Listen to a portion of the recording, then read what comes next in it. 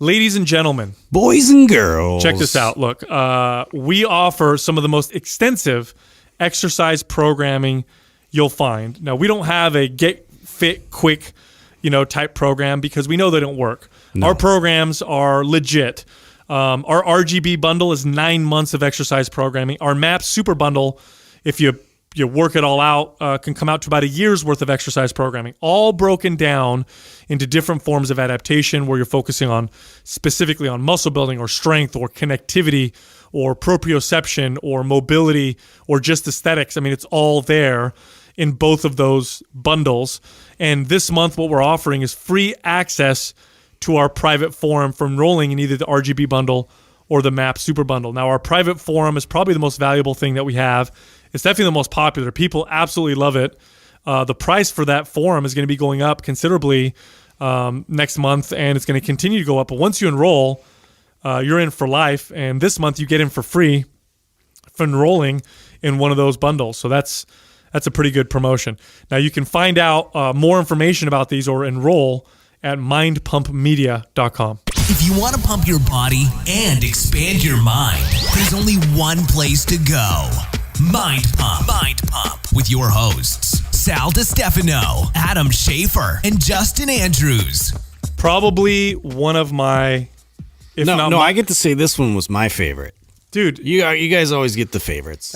Dude, I'm gonna have to. This one was my favorite. I'm gonna jump on the bandwagon here, bro, for sure. Mine. I mean, we've had a lot of guests that I think like hit really home with like one of us or whatever, but he couldn't be more like in each one of our wheelhouses, like from his entrepreneurship, the business side of him, his neuroscience mind, like his Star Wars mind, even like he's literally like he connected. Hit every one of us. Yeah, I think me, Adam, and Justin had a child. We all had like googly eyes. Yeah, we were. Yeah. No, it's cannot wait to do more. I mean, with this guy. so we interviewed Tom Bilyeu, who is the founder of Quest. Yeah, co-founder of Quest. And I mean, if founder of Impact Theory. Impact Theory. And if you don't know, Quest Nutrition, obviously maker of Quest bars, one of America's great success stories in business. A lot of people don't realize this, but that company was one of the fastest growing companies when it first came out, valued at one point at over $1 billion,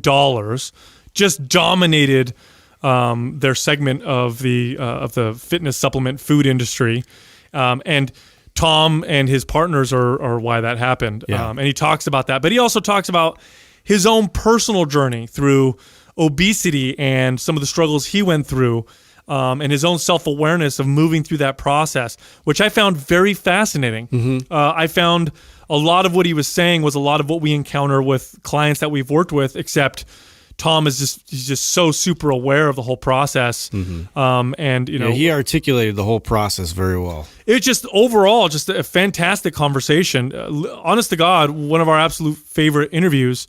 You can find more about Tom Bilyeu by just basically looking him up. Tom Bilyeu on YouTube, Facebook, Instagram. His last name is spelled Bilyeu. So here we are. Here's Mind Pump talking to Tom Bilyeu. I want to ask you about how you got into Quest. I know you have an interesting story, a personal story about your own fitness, and what got you into this?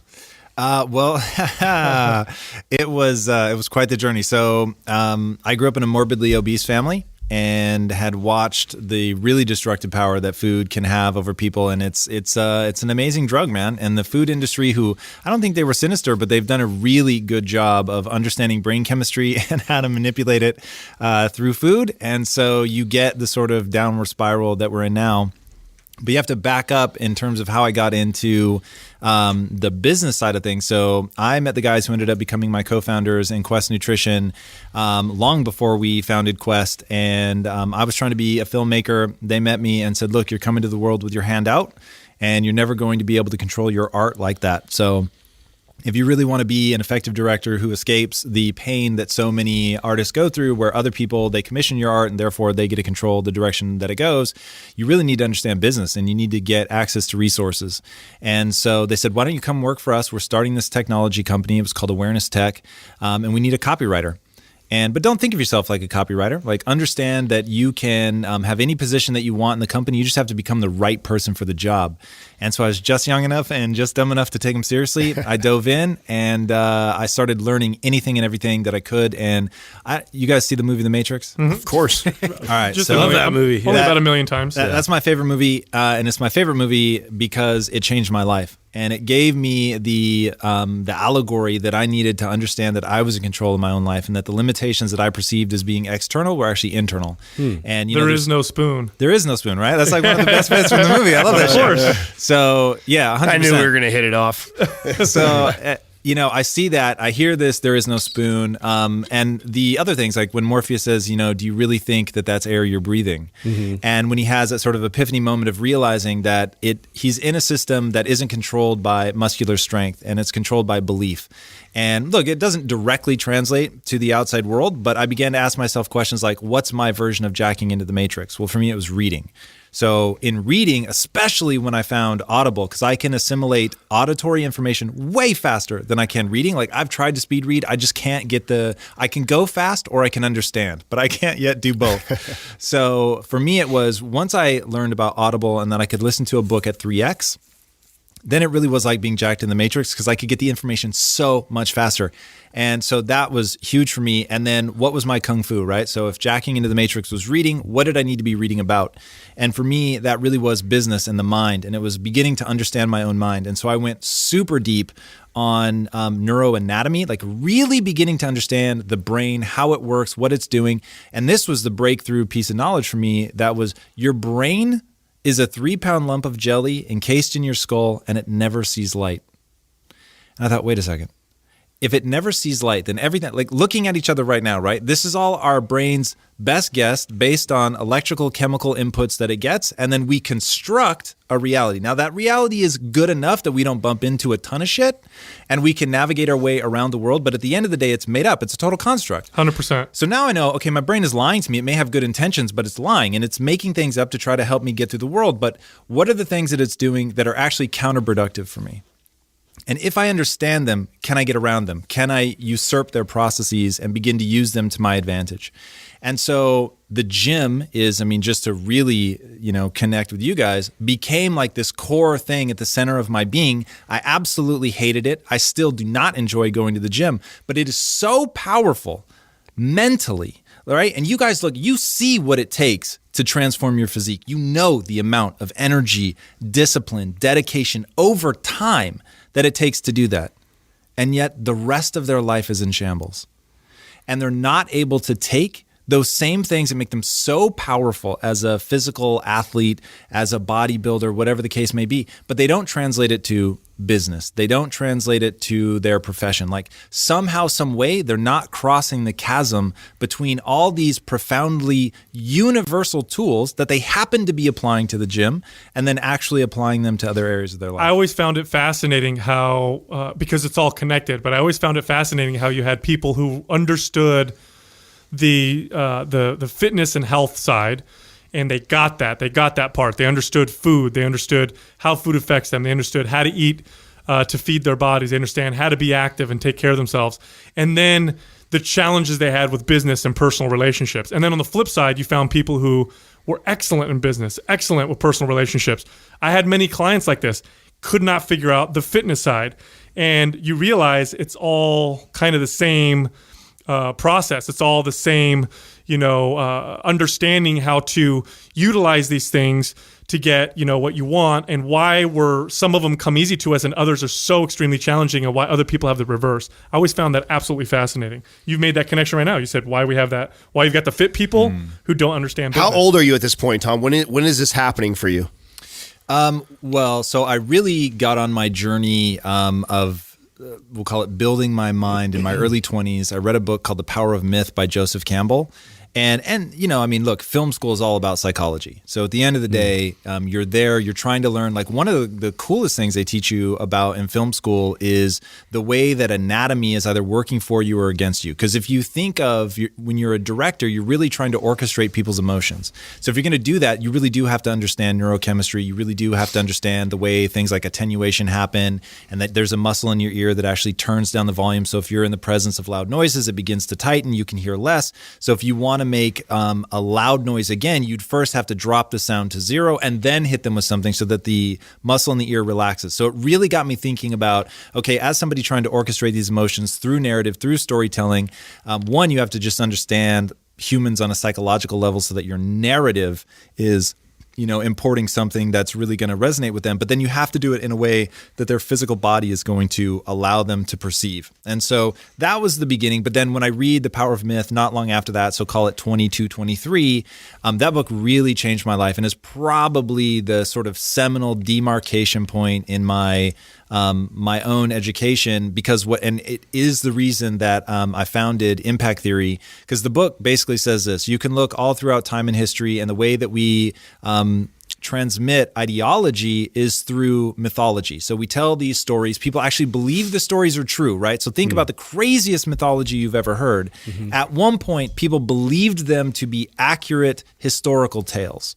So they believe that these stories are true. They transmit this really powerful ideology, which tells us how to live. And in understanding how to live, we're able to make sense of ourselves and our position in society and all that. And Joseph Campbell's pitch is people now know that the myths aren't real. And because they know they're not real, they're not taking in the lessons. Because they're not taking in the lessons, the mythology is not real. There's no transitional moments profoundly marked through ritual. So back in the day, you can imagine, there was no 40-year-old living with his parents. That just didn't happen, right? Why? Because at 13, they literally drug you away from your mother. They took you out into the woods and they circumcised you without any sort of anesthetic. They just take a sharp rock and they cut that shit off, right? And it was like, okay, well, now. You know you're an adult. Like you went through something so physically. There was a ritual, always. Right? Like 100%. They would take you out, they'd kick your teeth in, or like there were societies where they would make you jump off a platform, not with a bungee cord, just like a vine. They'd still do them. There's still those cultures that do that. Exactly. Or they'd put the hooks in your flesh and they lift you up, like some crazy shit. But you knew, I'm a man now, right? There's no mistake about it. And so his pitch in the book is, because we don't go through these transformational demarcation moments where now you're a fundamentally different human being, you just get like this arrested adolescence, and people aren't continuing to evolve. And I found that utterly fascinating. So when I got married, I actually went through a ritualistic scarification because I wanted to remind myself I'm a different human being the day before I get married and the day after I get married. And that began my obsession with mythology. What's a ritualistic? What do you mean by scarification? You actually had something cut into your skin or something? Or? I got a tattoo. I just think ritualistic. I was going to say, it sounded way tougher when you said it like that. Well, no, I mean, that's what a lot of people get tattoos because of that. There's a lot of, that's a huge, I mean, the way you presented it, that's exactly what it is. I know many people, you say, what's that tattoo for? Oh, that's when my child was born, or this represents when my friend passed away. You hear quite a bit of that, from people who do that. Is this now all before you get into, was this process before you started really working out? Are you still heavy at this point? Yeah. So at that point, I had actually learned how to lose weight, but not intelligently. So I was, at this point, the Mike and Ron, the guys who became my partners, referred to it was my pencil neck phase. So I had lost the fat, but I had no concept of muscle. So, and then end up going back into a cycle of learning how to put on muscle, but I'm using a seafood diet. So I end up getting really fat, like fatter than I'd ever been in my whole life. That's a whole nother side of the journey. But so, yeah, this was sort of, okay, I know I don't want to die of obesity. And I'm very good at reducing my calories. So I just use that strategy, right? So if you reduce your calories enough, you're going to lose fat. It's just a reality. You reduce them too much, you're also going to lose muscle mass, especially if you're not working out. So I live that reality as well. But yeah, at that point when I'm reading The Power of Myth, that's where I'm at. know how to cut calories. I had a question too. Have you heard of Hero with 1,000 Faces? Yes, Joseph Campbell, for sure. Right. So, it's just reminiscent of Lucas's whole kind of story along with that, like how he kind of became a filmmaker and all that. Do you feel like a kind of kinship with that? Deeply and more profoundly than I think I'd be able to explain with this crude language. So, truly, man. Give it. And I'm connecting right now. Right? Did you guys just become best friends? Yeah. I saw his Rebel Alliance. You should know that Justin is that's right. a huge Star Indeed. Wars nerd. Just Oh, well, shit. I am literally, as he said, I am wearing a Star Wars necklace right now. I have a lightsaber right behind me. Full respect. So, Joseph Campbell actually worked with Lucas on creating the mythology around the film, and that's one of the reasons that I think it's held up so well. Is it was really Campbell asking himself a fundamental question: how do we make the power of the mythology accessible to a modern audience? Because he was like, I know they're going to watch it and they're going to know it's not a real story. So if it's not a real story, is there a way to transcend that and still get people to understand the ideas, because it's the ideas that are important. And the barrier just happens to be sort of modern cynicism, quite frankly, of it's just entertainment. So, right. We dismiss it by saying it's a popcorn munching movie. And I'm just hell bent to let people know, hiding in today's biggest popcorn munching movies is some of the most important and powerful ideology you will ever encounter. Just like, hey, if you really want to be successful at business, your ass needs to wake up and get in the gym. Why? Because you will learn a fundamental truth about the way that the human body works. If you lift a weight today, you'll be able to lift more weight tomorrow. And more and more and more. You have to do it right. Obviously, there's a whole bunch to it. But you're going to go through the mental gyrations of, I don't want to pick up the weight. All right, I get it, dumbass, but if you do it, you're going to get this result. Now focus on the result and show up, prove something to yourself, earn credibility with yourself. These are all the things that go into becoming a great leader and somebody who's effective at business. If you go in and lift every day and you're not getting stronger and you're gaining fat, the world is telling you something very clear. You are doing the wrong thing, right? Because your goal is to get lean and add muscle. Well, look at the results. Are you getting that? Yes or no? No. Okay, well, you're doing the wrong thing. And people in the gym, they get it and they'll be so results oriented. I'm getting the result that I want. Cool, I'm doing this. It's the right thing. I'm going to do more of it. But in the business world, they don't hold themselves to that same standard. It's so weird. But there's this thing, the gym, that will give you literally exactly what you need to understand, how all of this stuff works, to be data driven, to look at this stuff, to be a learner, to not be arrogant. But when it's the body and it's so easy to see and understand whether you're getting the results, people can check their ego, but they just, in business, they get trapped. I think the problem is that people think it's so separate. I've been personal. I first became a personal trainer about 20 years ago, and I had a lot of success working with early on with kids, teenagers, 13, 14, 15 years old, and parents would start bringing me their kids who needed to get in shape or whatever, but then they kept keeping their kids with me because they did better in school. They would do better at home. They weren't acting out or rebelling as much. And one of the reasons for that is I made those connections for the kids. So for example, I'd have a kid would come in and the mom would tell me, hey, here's his stuff about his weight. He needs to lose weight, whatever. And then I'd ask him, well, how's his school? How is he at home? And they would kind of relationship with friends. Yeah. And they would look at me skills. kind of funny about that. And I'd say, well, that's real important. Then when I would train them and we'd do push-ups, for example, and let's say today we did 5, and the next time we did them, we did 6, and I would make those connections with them. And I'd tell the kid, look, you see how you put in some work and how you got better? And it's so clear, right? With fitness, it's so clear. It's so easy. It's very tangible. You did 6. Today, you're better. You are not the same person today as you were last week. You are literally a stronger person. You are a different, better version of yourself. Yeah. And then these kids I would make those connections with other things, and lo and behold, they would start succeeding in other aspects of their life. I think people sometimes were so good at separating things, I'm really good at this, but it's not. It's actually the same process, as you're saying. Yeah. It's the same learning process. The good thing about fitness is it's very tangible. It's very clear. It's not as esoteric as, let's say, relationships and stuff like that. So at this point, you're learning these things about neurobiology. You're learning these things about your own psychology. You're doing, it sounds like, a lot of self-examining, and you're making connections now to your own, obesity, your own relationships to food. This must have been a very difficult, transformative time, because the first thing you said when we started talking was you came from a morbidly obese family. So this was how you grew up. This was your life. This is what you knew. Mm-hmm. How difficult was it for you? Yeah, talk about some of the struggles with the beginning. Yeah, how hard was it to look at that and examine it? Yeah, well, the hard part is feeling like it shouldn't be that way, right? So like I should be able to eat a bag of cookies and be lean. Like I look at these people that can do it and it just pisses me off. It's like, so I remember being really frustrated because, just to give you an idea of how ignorant I was to nutrition in the beginning. So I buy like those big tubs of red vine licorice because they're fat free, bro. So, and I'm eating it and I'm like, I'm not losing weight. Like, what is going on? I'm not eating like hamburgers and stuff. And I remember my roommate's girlfriend at the time was like, I think sugar turns to fat if you don't burn it. And I was like, what? Like, that doesn't even make sense. Like, how? Bitch, you crazy. Right? Like, how on earth would sugar turn to fat? Like, that just didn't make sense to me. So end up getting married, and I feel like I'm being really good on my diet. I'm not eating the things that they tell you to stay away from. I'm not eating steak, largely because I couldn't afford it. But I'm having those Snackwell cookies, which again are fat-free. So like people are telling me, don't eat fat. I'm not eating fat. Totally don't fuck with it. Not realizing that what they're replacing it with is carbohydrate. But I don't even understand that there's macronutrients. Like I don't even know that's a concept at the time.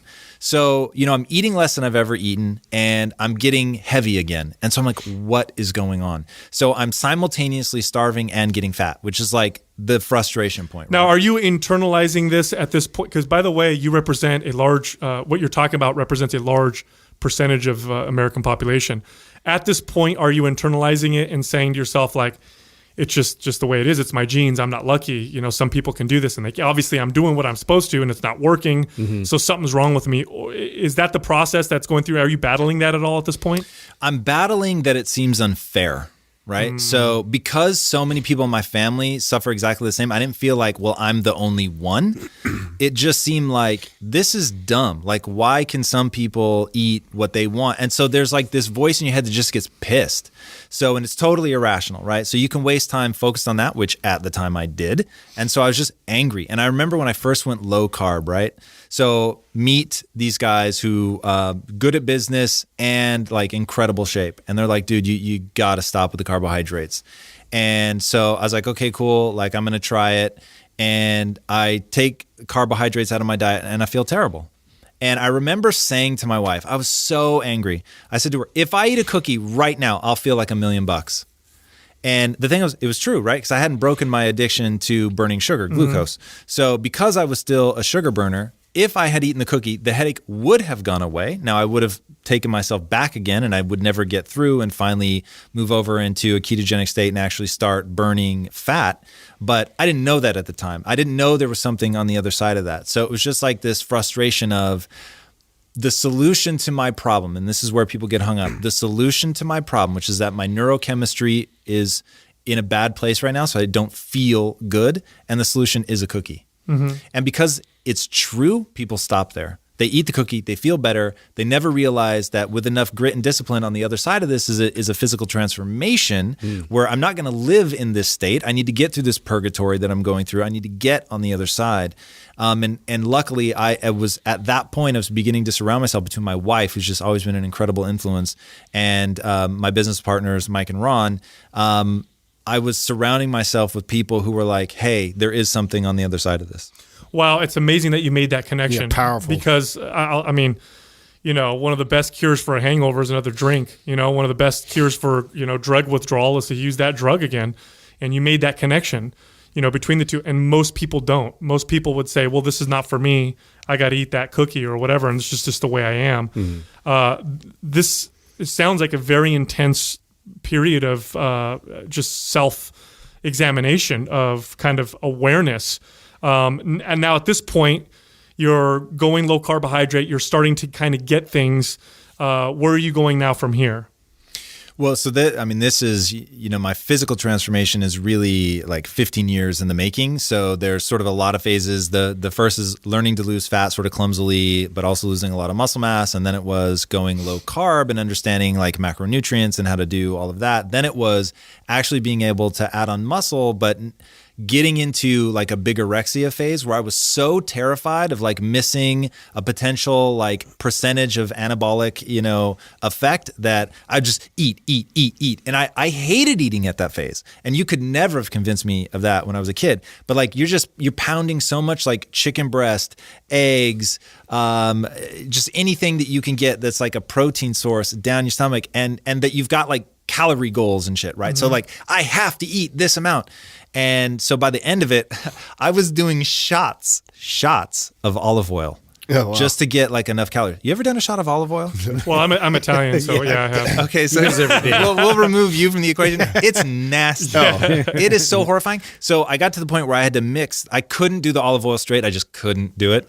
And so I started putting it in Diet Mountain Dew and shooting it that way. And it got so nasty that by the end of it, I couldn't drink Mountain Dew for like 3 years. Oh, wow. Because it just reminded me of that like olive oil taste. Oh, it was so horrifying. I'm loving the story right now. You are literally going step by step through the just Process of awareness. the process of awareness with nutrition, but you're such an intelligent guy that you're able to talk about Taking the mental notes Dude, yeah, you're- along the way. Yes, this is amazing. You know how many people listening right now are just They'll minds identify being with that, blown? yeah. Well, not a lot of people have this ability to reflect on yourself. Is this from a mentor? Are you reading something right now else that's helping you with this? Because I feel like I didn't get this until like my mid-20s, where I started to really self-reflect, and no longer we're looking at everything else around me. It was always about what can I do, or what can I do better, or how can I push myself? Where are you getting this information that's driving you to continue to dive deeper into yourself? So it really comes from a promise that I had made to myself when I was a kid. And there were two things that I told myself, I will make these things happen. And one was growing up in a morbidly obese family. I said, I will have six-pack abs. I had no idea how I was going to pull it off, but like I was obsessed with Bruce Lee, and he used to say the abdomen is the window to the soul. And so I'm going to have six-pack abs, so come hell or high water.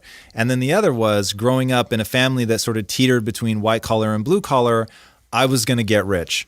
And so the two driving factors in my life, really there were three. There were three things that really pushed me. One, I want to get six-pack abs. Two, I want to get rich. And three, I really, really come alive when I'm creating. So like that artistic expression. So the reason that I was so obsessed with film, I mean, I grew up in the 80s, right? So in the 80s, if you really wanted to get rich, you got in film, man. Like film was like, that was the thing. That's how people thought of the way they think of entrepreneurs today. Like they were thinking, I want to be an actor, I want to be a director. Like those are the people that really made the money.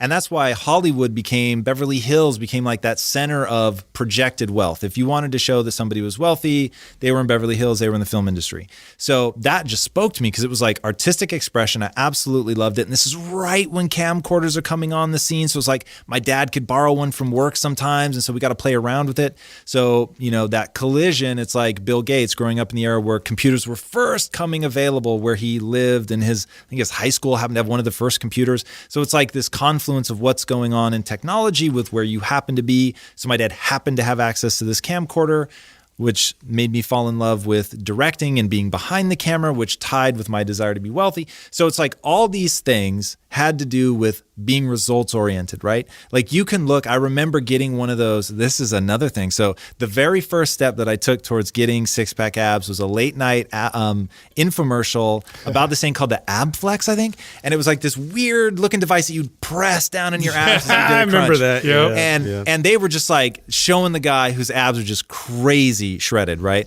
And I'm like, oh my God, like I'm gonna get it. works. Yes, Yeah. like I'm about this. So, and at this point, I am like dirt poor. I'm living with like 3 people in a 1-bedroom. I mean, it's crazy, right? But I get the, scrounge the money together for my $60, whatever. I get this thing. So great. And I start doing it, and I'm like, I really feel the burn. My abs are super sore the next day, but I'm like, I don't see my abs. And so like, I'm literally confused. And I'm like, I don't see my abs. I don't know what's going on. And somebody said, I think part of the problem is like you have a layer of fat over your abs. I was like, what? Like, That's some bullshit. yeah, I was like, but then working, if that's true, then I need to lose fat. I don't need to gain muscle. Like, I don't understand. So it was like this whole, like all these things, like sugar turns into fat, and I have this layer of fat over the muscle. And if I don't get rid of the fat, I won't actually see the muscle. So it's like, it's all starting to formulate in my mind. And I'm thinking, okay, I'm results oriented. I want to get the 6-pack abs. I need to go where, and I don't have the clarity of thought to say I need to go where the data is leading me. I mean, that's like today's wording applied back then. But it was like, I need to change something because I'm not getting the results that I want. And so being relentlessly focused on knowing what I wanted, like goals, understanding what my goals are may be one of my superpowers, right? So I knew what I wanted. And because I knew what I wanted, I could work backwards. Okay, so if this machine isn't giving it to me because my abs are hiding under fat, and eating licorice isn't working for me because sugar somehow magically is turning into fat, then I'm starting to understand the changes that I need to make. And then the real transformation happened when there's so much information, and this is really pre-internet. There's so much information in books. It's all conflicting. You listen to two experts. They both disagree with each other. They're fighting over it. It's like, who the hell do you listen to? So I decided my strategy was going to be to find somebody who had already done it, because I knew whatever they were going to tell me had at least worked once. And that, at least I had that decent guarantee, strategy, right? So the Ron, who ended up becoming my business partner at Quest, was that guy, right? So super intelligent, great shape. And I just said, you tell me what to do and I'll do it. And he was the guy that convinced me to do shots of olive oil. So not every word out of his mouth back then was exactly great. But at least having one person consistently sort of assessing where are we, what changes do we need to make, and being willing to listen to feedback, that got me in that loop where, okay, I at least knew how to put on muscle. He helped me put on muscle. Learning how to then maintain the muscle and lose fat, that became like a whole nother journey. And the one more story, if I may be so indulgent. Yeah. Do it. Indulge away. This was awesome. So I had been working out. I was working out 2+ hours a day, 6 days a week. I mean, I was just like in a demon phase, and I had added so much muscle mass. I was so excited and so proud of myself. It was so transformative. Like, that year, right? That first year where you just change your physique. And my physique was radically different. I was so much stronger than like I had ever been. It was absolutely awesome. I was so excited. And I was about to see somebody I hadn't seen in like 2 years. And so I put my tightest t-shirt on. I was like, this is going to be amazing. I look so good in this shirt. She is going to flip out. And so my wife and I go and we meet her, and she doesn't say a word. Now, my physique is so different you can't imagine. So I'm like, how could she not say a word? So I say to my wife, like, what the fuck? Like, she didn't say anything. And my wife, with all the love in her heart, looks at me and says, maybe she just thought you'd gotten fat. Oh. And I was like, oh, what? Like, is that where I'm at? Like, is my physique so messed up and so distorted that you could really mistake me for just being fat? And she was like, yeah, like, you've put on the muscle. It's rad. It's so exciting. And for people that understand physique, they get that under the fat, you've got a lot of muscle. Right. And if they see you deadlift at the time, for me, this was a lot. I was deadlifting almost 400 pounds. Like, I was super stoked on that. And she was like, but for people that don't understand physique, it may just look like you're fat. And so in that instant, I could see myself the way I really was. Right? Because before that, I'd become so myopically focused on like certain things, like how big are my biceps? Do they stretch my shirt? Like where are my quads? Am I starting to get separation? Like all the shit that like you really get obsessive about. And then all of a sudden I could just see I was smooth, I was round, I had a gut, I had massive love handles, which is like my Achilles heel. And in that moment, I took the before pictures and then just went on what ended up being like a 2-year grind to drop like about 60 pounds. Wow. And then like truly for the first time having like 6-pack abs. It's such an incredible process. It's like, oh God, so many people have to be able to connect to that story on so many levels. You take one addiction and it moves to another and it moves to another, and you're moving along a path. And throughout that entire, process, you're getting clearer, but you're still not clear. So you're still seeing yourself through an interesting filter, whether it be some people see themselves and say, my God, I'm too skinny. Other people see them and say, what the hell are you talking about?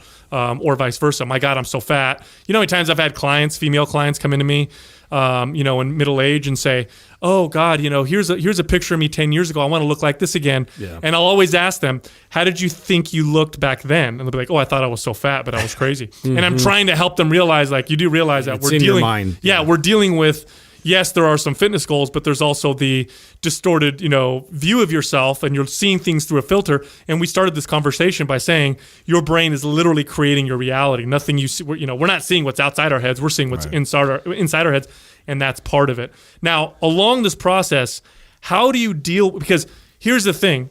You're going through a lot. You went through what a lot of people go through. The difference is you continue going through it. You kept pushing. You kept growing. You kept more self-realization, more growth. How did you deal with self-doubt? Because you had to have it. Some of these points, and we'll get into business also, but there's got to be points where you're just like, this fuck, I just want to quit. This is not working for me. Like, what made you keep going? What gave you that tenacity? It really comes down to an understanding of the mind, So what you were talking about, so parallel and all of this stuff, I'm like relentlessly researching the brain at truly an anatomical level, like trying to understand not just the cascade of chemicals, but like that there are regions of your brain that they're designed to process X, Y, and Z. Like, let's talk about what are called split brain patients. So there's this area of tissue between the left and right hemisphere called the corpus callosum, and it allows the two hemispheres to talk. Now, what most people don't realize is what it's doing is one hemisphere is telling the other to shut up. So once you cut that, and they do it for people with intractable seizures to try and isolate the seizures. Amazing studies, by the way. If you're really into like behavior and psychology, they've done some amazing studies on people with this particular procedure, and fascinating stuff. Yeah, it's crazy. My favorite one along that line is you create a split brain patient, and all of a sudden one half of the brain is deeply religious, and the other half of the brain is an utter aggressive atheist. Oh my God. In the same brain. Whoa. Okay, now think about that for a That's second. fucking nuts. It's like that M. Night Shyamalan movie I just watched. Really? I'm actually intrigued. What's it called? Split? I haven't seen it. That's who did that. I didn't know that's who did that movie. Yeah. Wow. Oh, that's right. And he's got like 34 personalities. Bunch of or something. personalities, yeah. Oh, That's like a whole nother intriguing area of brain science. Anyway, sorry. Anyway, sorry. Go ahead. Keep going. And it just, what really freaks me out about that is that's when you begin to realize like the voices in your head are real. And there is a negative voice in your head, and that negative voice from an evolutionary perspective, and that's the other thing, I look at everything from the perspective of how did this weird trait help us survive at some point? At some point, it almost certainly conferred an advantage. Now, some things admittedly just sort of hitchhike, and they come along as sort of a byproduct of something else, but I find it really instructive to say, how did this serve me at one point in history? And the voice in your head that's trying to keep you safe, the one that's telling you not to like overstep your position and make sure that you fit in the group. Like when getting ostracized from the group meant certain death, like it was pretty important not to step on too many toes, not to piss people off, to really understand sort of where you are in the hierarchy, to make sure that you were trying to mate with the appropriate level female, like all these things that sort of tell you know your place and stick in it. This is why public speaking is always one of the number one fears people have. That social, being ostracized in front of people. My God, people would rather swim with alligators than do something embarrassing in front of a million people. It's what you're talking about. It's very, very fascinating. Yeah, and that one is incredible. When that study came out, I was like, I can't believe this is real. That people are less afraid of being in the casket than they are to be the one giving the eulogy. That's crazy. That's like great. Yeah. People are less afraid of dying than they are of speaking at a funeral. Yeah, what people don't realize doesn't make any rational sense. But I get it. What people don't realize is the way evolution works. Right, is that you have to survive to pass on your genes. So it's the better safe than sorry, rule. It trumps everything when it comes to evolution. So if I look around, if I think that there's something around the corner. Because I might be afraid that there's something around the corner. It's much better, especially from an evolutionary standpoint, it's going to be beneficial for me to assume that something dangerous is around the corner versus not assume, because just in case there is, I'm going to survive. And so we are these massive anxiety, fear-ridden, not logical. We think we're logical, but we're not thinking, creatures. And when you examine it from an objective point of view, it really is mind-blowing. Like, I'll give you an example. If we took, 500 random people and asked them, hey, is it safer for kids to play outside today than it was when you were a kid growing up? And almost all of them will say, yeah, absolutely. It's actually not true. It's far safer today than it was, 30 years ago. That's what you meant to say. You messed that up. Oh, did I mess it up? Yeah, you said that people would say that it was safer back then than it is today. They would. They would think it's safer. That's what they would say. Sorry, they would think it's safer back then than it is today, but it's false. It's far safer today than it was back then. And the reason why they think that is because because of TV, because of social media, some kid gets kidnapped somewhere in the country. Oh my God, it feels like it's happening all over the place. And so we're better safe than sorry. I'm going to think the bad. That's where I'm going to go naturally.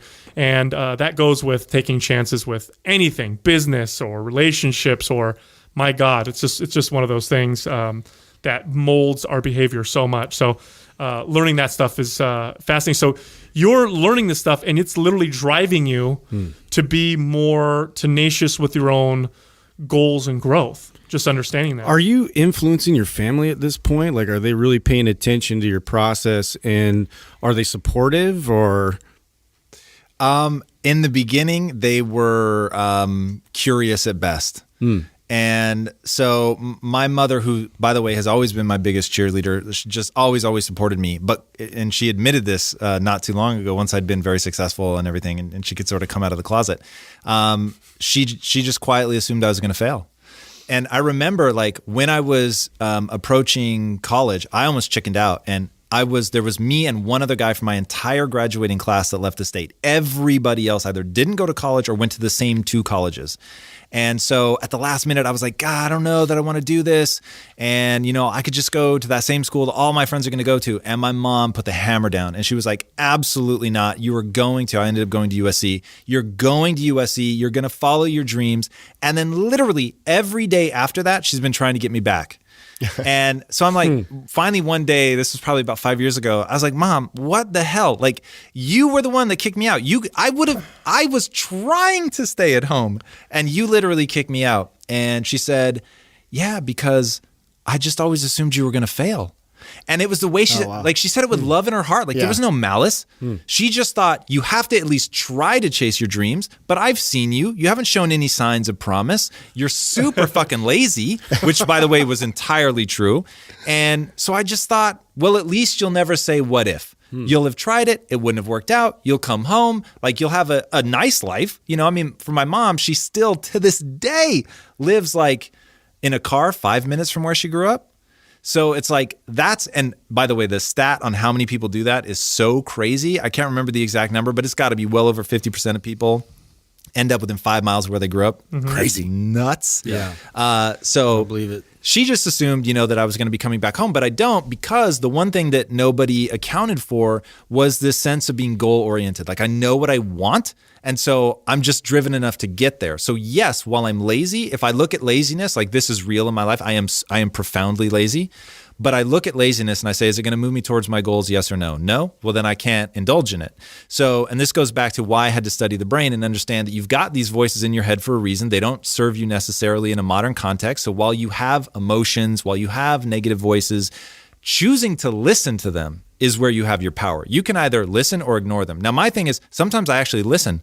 So, like, I'll wake up in the morning and be thinking, oh, you really fucked up that business decision. Or, you know what, yesterday you just did not train hard enough. And secretly in your heart, you know that's true. And most people are like, Tom, what do you do to, like, silence the voice? And I'm like, I don't silence the voice. I don't even try to silence the voice, because that motherfucker's the only one telling me the hard truth. And I want to know, like, I may ignore them because it may be counterproductive to see myself as less. And in fact, I should probably work really hard to see myself as more, because it's going to give me more confidence. It's going to let me move forward. But the moment I become blind and I can't see where I'm messing up, or I'm not kicking myself in my own ass, like, that's why you plateau. And then the young, hungry upstart comes and kicks your ass. Like, how did Quest come in and just take the world by storm?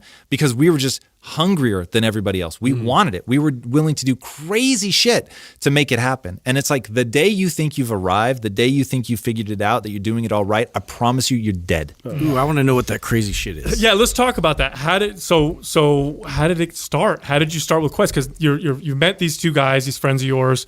You're fascinating with film. You're losing weight. You're figuring that process out. How did we get Quest? Yeah, so Quest was born out of misery. And for 8.5 years, I chased money, like, in a way that you just can't imagine. And it got to the point where my wife was like, this just isn't sustainable. And probably for about 6.5 years, other than Christmas time, we just didn't take vacations. We didn't go anywhere. We didn't do anything. I was working 7 days a week. That doesn't mean there weren't times here and there and stuff. But I mean, it was overwhelming for 6.5 years, where I felt compelled, if I was awake, I either needed to be working out or working, which is fine, because that's actually my strategy now. But now I've slipped in one caveat. that I have to love what I do every day, whether or not I'm failing. So at the time, I was just chasing money. So I'm using this all-in strategy, no days off, like full tilt, grind it out to make it happen. And in all of that, we're building this technology company. It is a fine company. It's okay. We make a decent product, but no one's thinking like, hey, there's a customer out there that really needs this. How are we helping them with this? We weren't thinking about that. We were thinking, how do we be clever marketers to get our conversion rate up higher? So it was all about conversion rates and landing pages and CPC, SEO. Like that was my day. That's all that I thought about. I never thought about the customer. I never thought about, is this good for them? Are they going to love me for this? Are they going to want to tell God, somebody? don't you feel like so many companies do that though? I feel like that's so popular. The vast majority. Right? Because they're focused on money. Now, here's why people are focused on money. It's the same reason people will always be focused on money, just as they will always be way more motivated by how they look than by how they perform. Okay? That's just some truth bombs for you. Right. Why? Because that is the human condition, right? If you tell someone, hey, if you eat like this and you exercise, you're going to look the way you look now, which you're deeply unsatisfied with, by the way, and you have deep insecurities around, but you're going to live for 100 years, people won't do it. But if you say, baby girl, your ass is going to look so good. Right. If you do this, they'll fucking jump on it. Yeah. Because that's the reality. They want to walk down the street and have somebody go, God damn, you look good. That's immediate visceral transformation of their neurochemistry, right? The distant thought of living longer just doesn't impact in a drug-like way the way it does when somebody looks at you. Like I remember this true story. My wife was standing next to me, so I promise you this is true. A woman, this is when I was shredded. This woman jumped in the pool from the other side in Vegas, swam across, crawled up out of the pool, walked over, looked at my wife and said, can I pet your husband's abs? Now, think about in that moment how Most awesome feeling Exactly. ever when that happens. Ever. Everybody deserves that at least one time in their life. Dude, like honestly, the day that we had an obscene amount of money click over into our bank account wasn't quite as good. Like that's just honesty, right? Like that was so fucking cool to have, like, to be like, I made this, I did this. This is hard work. This is discipline. And I have gotten this woman who was attractive, by the way, to swim over to ask my wife permission to pet my abs. Like that's motivating. I want to live forever. Like that's a real thing for me. But even I am well aware that I am more motivated by looking good than that. So true. So that's just the truth of the human condition. Once you understand sort of the truths of the way that things are, and so to bring it around to money, one of the things that is just always going to be powerful for people is money, because money is real. Money does things. Now, here's the catch. The things you think money does are not the things that it actually does. So people think, hey, I look at this rich guy and I think, oh my God, he's so amazing. Like I idolize him. I want to be him. Like that is so cool. And they think when they have money, they'll feel about themselves the way they feel about that guy, but they won't. And the way that you feel about yourself will not be changed by anything other than your willingness to suffer and build a better life and to be disciplined and prove things to yourself. Like that will change your vision of yourself. But having money will not. But having money solves money problems, and having money facilitates amazing things. Bill Gates is going to cure malaria, and he's going to do it because he has access to billions of dollars, right? So you can do profound, fundamental, earth-shattering changes with money. Money is worth the quest. But Great wordplay there. But if you're not careful, it really will erode your soul, and you'll be living the nightmare of money can't buy happiness. And so that's where we were. We were building awareness technologies. It's pittance compared to what we ended up doing at Quest, but I was making more money than I'd ever made in my life, and I was completely miserable because I was just chasing money all day. And so I went into my partners and I said, I had gone from copywriter, right? So that's where they started me. I'd worked my way to 10% owner in the company, chief marketing officer. And so I said, guys, I'm quitting. I'm giving back your equity. If I leave and don't cross the finish line, I don't think I should get anything for that. So, best of luck. And I left and thought that was it. And I'm, leaving this all behind me, and I'm going to go pursue something that makes me feel alive. Did you know what you were going to pursue, or did you just say, I don't want to do this, I got to search? No, I knew what I was going to pursue. Yeah. So it was a rudimentary form of impact theory. So it was going to be creative based. It was going to be sort of leveraging comic books to build movies that really pass ideology. And we've gotten a lot smarter about it since then. So good thing I didn't do it, 10 years ago when this was all happening, because now is the time, and we can get to that later. But so do that. I'm literally pulling into my driveway at my house, and they call me and they say the now famous words, "We could do this without you, but we don't want to." And that allowed me to reconnect to something other than the money. And it let me reconnect to the brotherhood and why we had been friends, and why, those had been, on the one hand, just the most beautiful 8.5 years of my life of having these guys that I felt like I was going to battle with every day, and just loved it and had grown and learned so much and was so grateful to them, to being such amazing mentors. And so we said, all right, they said, we feel the same. We don't feel alive. We think we could be doing something better. So let's set a revenue goal. And if we don't hit it in the next, it was like 6 months, then we'll sell the company. So 6 months, we didn't hit it, began the sales process. By the time it all wraps up, it's like 2 years after that day that I quit. And in that process, we begin thinking, okay, well, what's going to be the next thing? And for 3 very different reasons, it ends up being Quest Nutrition. For me, it was, I grew up in a morbidly obese family. I was watching people that I love very much eat themselves to death. And I just knew that the answer to helping them be happy was to get them out of the negative self-body image, because it was so eroding their self-esteem and their confidence. They're just never going to be happy when they feel that negatively about their own body. So, and the only way to do that was to make food that they chose based on taste, and it happened to be good for them. So that was my goal. And then my partner, Ron, really, really is the nutritional genius. The guy is just like on another planet. And I mean this sincerely. He is, in my opinion, the Steve Jobs of nutrition. Like what he's able to see, like how far out into the future he can see, the way that he understands human metabolism is unreal.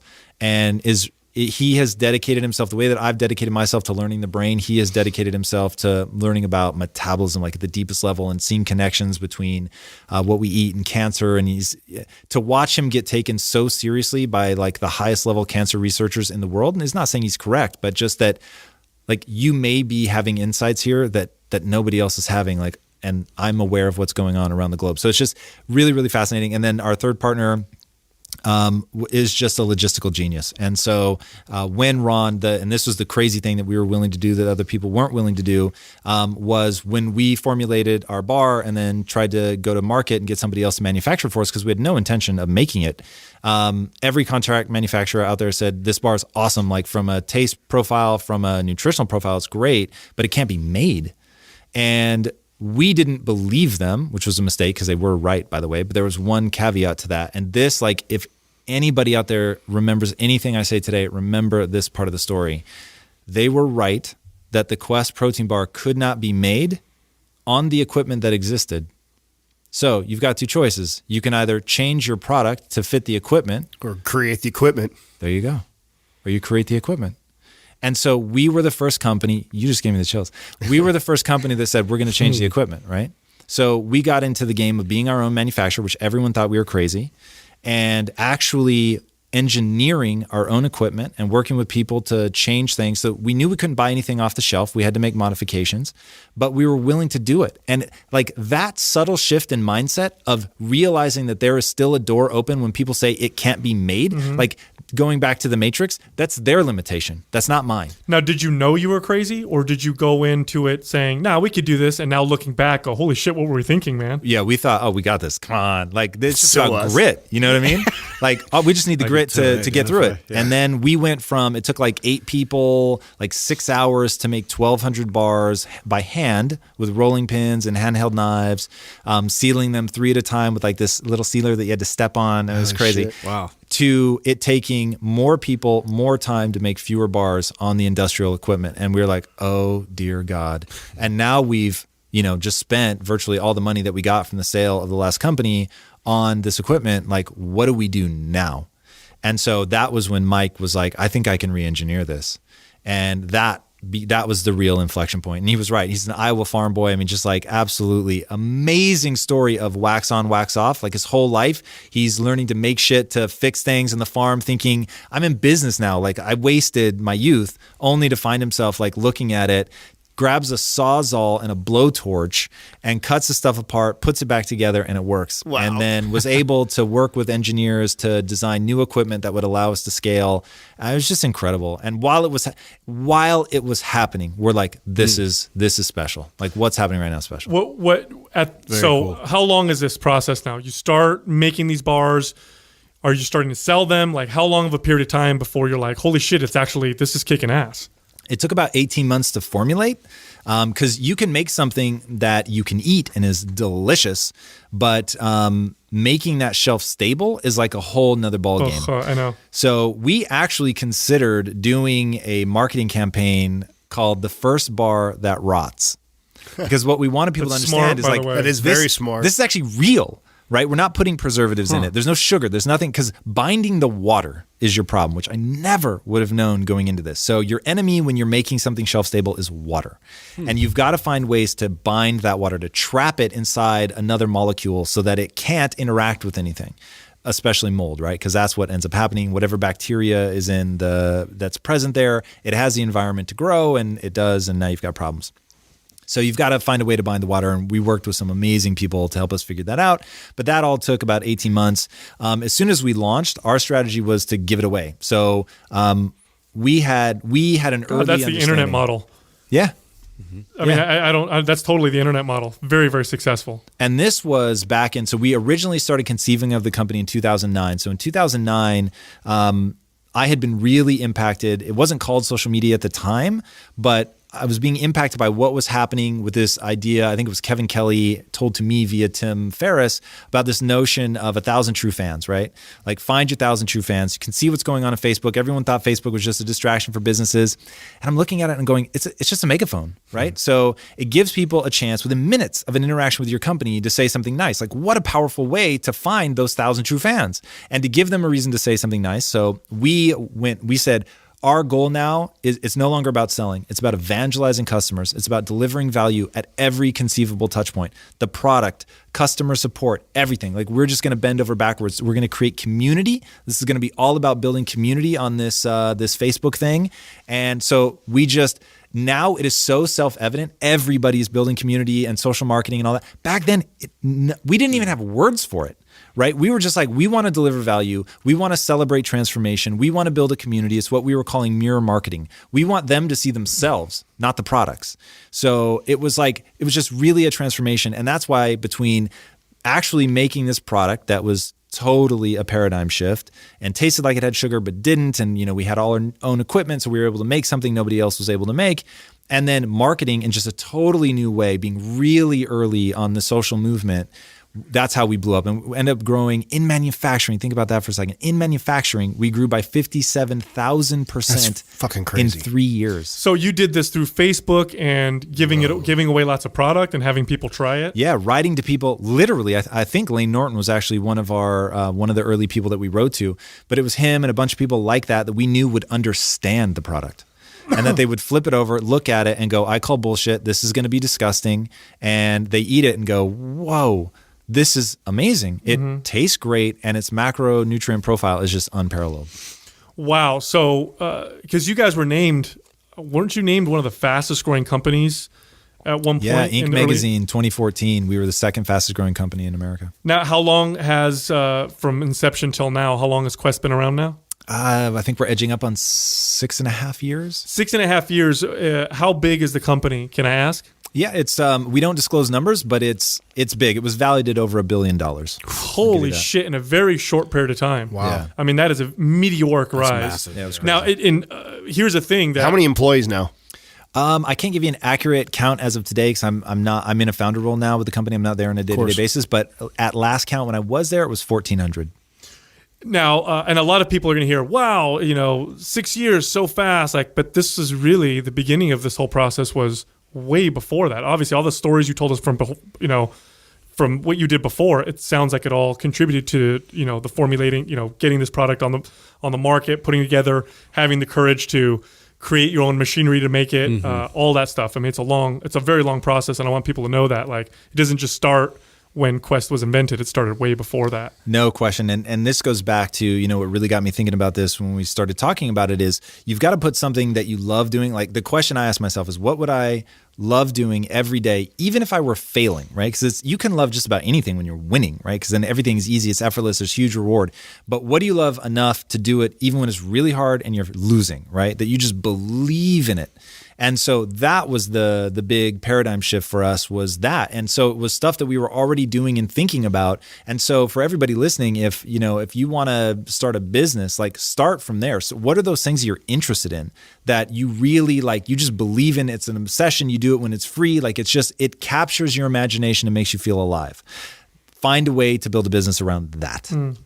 What do you see now with it? Because before you go transition, I want to get into impact theory a little bit, because before we got on the mics, you started to share a little bit about that and your vision and how that came to be. And I see a lot of our audience that are big Mind Pump fans are going to see a lot of parallels with that and what we're doing. I didn't really realize that a lot of people, or that anybody else really saw this. I mean, I believe that, just like what you said earlier, that it's going to change social media and having your own platform and the podcast and the YouTube channels and things. This will become necessary for all businesses in the future, and you'll get gobbled up if you don't. Explain impact theory and how that evolved and how that's connected to all this and your vision with that. Yeah, for sure. So just like back in 2009, it was very clear that the social media was going to change everything, and that some people just were never going to embrace it. And they'll finally sort of do it when their arm is being twisted at the end. But the problem is when you get a big company and you get a big change like that, they just culturally, they can't make the adjustment. There's too many people to try to get on board and get excited about it, which is why, and this is sad to me because it does not need to be this way. And people just need to understand you're fighting against the natural human inclination towards becoming an expert. And when people are an expert, they fight to defend that status. I don't ever want to be called an expert. Why? Because then my ideas will calcify into dogma and I'm not learning anymore. I'm not staying fresh. So student first. So refreshing to hear you that. have to, and it is a survival mechanism. It's not me trying to be cool. Like that shit is just, you want to stay relevant. You want to stay capable, because you're always from a commerce perspective, and commerce rules the day for a reason. We can go into all that, but we'll not for now. From a commerce perspective, you're always going backwards. You're always going downstream. It is always to the young, always, okay? They will always be the most dominant economic force. Once you understand that, and the reason just really simply is because people have the propensity to calcify into dogma. If I buy Crest, I buy Crest forever. There's nothing you need to do to me other than make it available where I shop. You don't have to advertise. You don't have to market, nothing. But young people, they don't have that established yet. The world is so dynamic. They're discovering things for the first time. They're totally malleable. So advertisers, marketers, business people always need to be looking backwards. But the problem is they're not escaping their own mind. They've calcified into dogma. The way that they market is the way that they market. And Snapchat, like, what the fuck is that? That could never be like usable for business. Look, dumbass, like the 12-year-old grew up with it. So now it's a part like of how they interact with their friends, right? Just goes public. This is like the world that you live in, whether you want to or not. So you better figure it out and find a way to internalize it, because to what we were talking about before we started rolling, like the world has changed, okay? It's already happened. Now, most of you have been shot and you don't realize that you're dying. That's the reality. And what I'm trying to do, impact theory, is to acknowledge that the gun went off and I don't want to be hit by the bullet. And the bullet looks like this. Everyone is beginning to understand now, millennials, but it's just like stock tips. By the time it reaches the general public, by the time the general public is aware of something in the stock market, the opportunity's gone. You've already missed the boat of millennials, okay? Start thinking about Gen Z. What Gen Z right now, I think they're 19 to 20 at the upper edge and then going down to 5 years old, okay? Gen Z is who you need to start thinking about. And they have grown up 100% with social media. Yep. They don't know a world without social media. So grandpa, you can tell stories about the world that didn't have social media and how it was like some better, more pure time, or you can accept that it is the reality, and that's given them a mental framework where transparency is as it should be. And the days of companies trying to keep things from you, trying to position and spin, like that shit's dead as disco. And so like when you look at the number of people that voted for Trump that were millennial or younger, it's like zero, right? So because because of the sense of spin and all, like it's so anathema to them, like they can't even begin to bear it. So understanding that as a business person, you must become transparent. The reason I had no desire to step out front. When I was, I had, by the time I stepped out front, I'd had 13 years as a business person, never once made any attempt to be visible. When we started Quest, everyone was like, dude, the company needs a face, like you should step out and do it. And I'm like, no, I'm not interested in that whatsoever. And then I began to realize the shot's been fired. Like whether I want to or not, there needs to be a level of transparency. So we started building the studio inside of Quest, which ended up being called Inside Quest. We had the show Inside Quest, which is all originally just about trying to pay forward what I had done to my own mind to the employees, but then realized, okay, this is actually an awesome opportunity to be transparent, to show the world who we really are behind the scenes so they can feel good about it. Because wealth creation in like a cloistered, hidden way, like freaks people. There's actually a line in a rap song. Oh God, I wish I could remember it. It's something like money out front, no problem. Money in your pocket, you got drama. It's something like that, where it's like, if you're trying to amass resources and hide it and not show the world what you're doing with it, people are going to get weird. Like that's a truth of today, right? You can argue whether it should be or shouldn't be, doesn't matter. That's a truth. But you can amass all the wealth you want if you show people, look how I use it, right? Nobody's hating on Bill Gates. Dude's worth billions of dollars, but he's out trying to cure malaria. Who's going to hate on that, right? In fact, realism is so important. Like if you ask people, does the faceless CEO of Walmart, do you think he deserves his salary? They'll be like, no, that guy's paid way too much. And you ask him, hey, do you think Beyonce earns all of her money? Oh, absolutely. I think they know her because she's so much more transparent. I had an interesting, you're talking about, Generation Z, which for some reason I was unfamiliar with the terminology to describe them. But I have 2 kids, and I had an interesting situation or paradigm shattering moment because I've just moved into a new place. I just ordered, or set up, TV. So I have like Dish Network or whatever. And my kids watch approximately 0% of it. They watch YouTube. I literally am wasting, I don't know, $150 a month on, cable TV or whatever. And my kids could give a shit. They watch YouTube, and I'm looking at these YouTube channels that are, dedicated to kids. There's a fucking channel, no joke, I'm not making this up, and people with kids know exactly what I'm talking about. There's a channel where there's a kid that opens up toys. They're videotaping them, opening up toys and putting them together, and they have like 30 million views. They're getting more views on these stupid, kid opening up a little, toy and putting it together and playing with it than mainstream TV is getting. And I'm like, it's blowing my mind. And watching other kids play video games. But it makes a lot of sense because when you're growing up, you used to watch like your friend's older brother like master all these levels that you're trying to accomplish and stuff. So it's like this whole like channel is derived around like watching these kids play. All these buffers, like all these gatekeepers to information are gone. Like there's no middleman anymore. It's like they just want to know you. And you were talking about, knowing about what you're doing with your money. Like the more transparent you are, first of all, you can try to not be transparent today. Well, this is why we're Mind Pump Raw Truth too. This was a part of our motivator, was providing the raw truth in the fitness industry, because you being in the industry also have to know it's probably one of the most polluted industries when it comes to bullshit that's out there. So much propaganda. I mean, it's crazy. Oh, so much of the information is just false. So impact theory, what is the goal with it? What are you looking to do with it? So to make it really succinct, so I was explaining at the top of the show, jacking into the matrix, my version of that is reading. So I'm reading to assimilate all this information, and then my kung fu is business. So understanding like that through line, I'm literally thinking in movie terms. Okay, so hiding in movies, hiding in pop culture are like all this amazing ideology. If you understand how to put it to use in your life, the Matrix and its ideology and the power of myth and a lot of these things that I read took me from scrounging in my couch cushions to find enough change to put gas in my car. That was a real story, to being a self-made multimillionaire, okay, building $1 billion brand.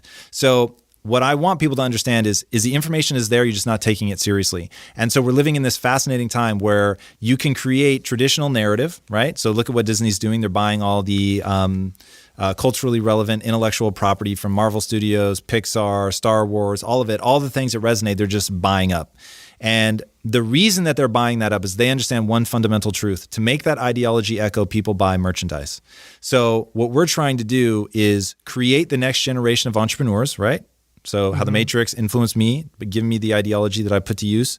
We're trying to create the next generation of entrepreneurs and help those companies come into existence and make the world a better place by creating traditional narrative, because I'm a huge believer that you shouldn't try to change behavior. You should try to leverage it. So I know that people watch these movies. I know that people are going to eat this content up whether I want them to or not, and then they're going to buy merchandising. And I want them to surround themselves with stories and ideas through merchandising. Like I'm wearing a Star Wars necklace right now because it reminds me of the ethos of Jedis. I have Batman t-shirts, Superman t-shirts, Iron Man t-shirts, all things that I use because when I look in the mirror, I want Bruce Wayne staring back at me, right? I want to be reminded of the mindset.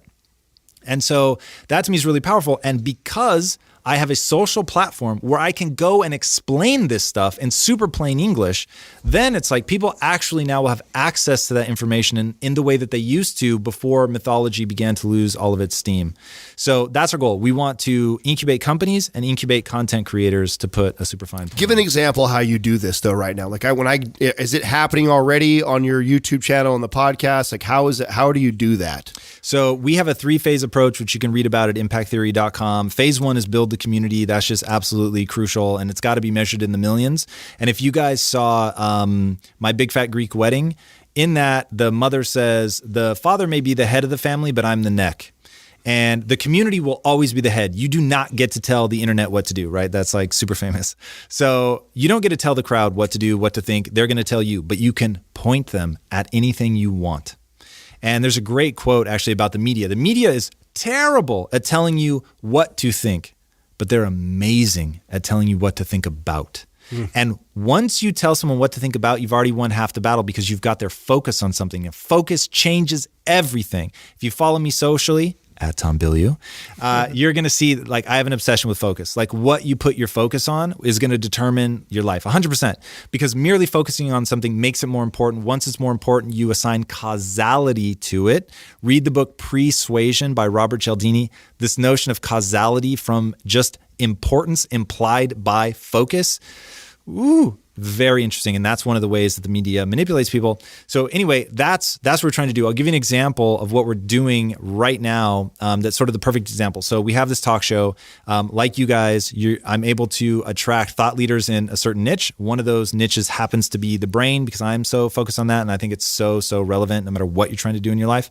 The most famous neuroscientist on the planet right now is a guy named V.S. Ramachandran. He wrote the book called Phantoms in the Brain. Absolutely astonishing book that just details some of the stuff like severing the corpus callosum and what happens. He came on the show, did the interview with him, and after the interview, he realizes, like, whoa, you've done your homework. You actually understand this stuff. I have a research assistant who's building a company called Neurovalence, and you guys are going to love this. I can't believe I didn't bring this up sooner. So they have a device, could be total bullshit, full disclaimer, and you guys will smell the rat in this one just as I do, but they have a device that is FDA approved, believe it or not, for claims regarding weight loss because it stimulates the vestibular nerve. Now, their whole theory is the vagus nerve, people have stimulated it to death. They've done like every study that you can do on stimulating the vagus nerve. But nobody's really looked at the vestibular nerve. Now, the vestibular nerve, as you can sort of guess from the name, is meant to track balance, motion, movement, right? Their hypothesis goes like this. There's nothing in the body that counts calories. So what's deciding whether to uprate or downregulate your metabolism? And the vestibular nerve communicates directly with the hypothalamus, which is in charge of regulating metabolism. So their guess is, like an iPhone tracks movement, that the vestibular nerve is tracking movement and sending a signal to the hypothalamus saying we're moving a lot, therefore it would probably be a bad idea to store fat.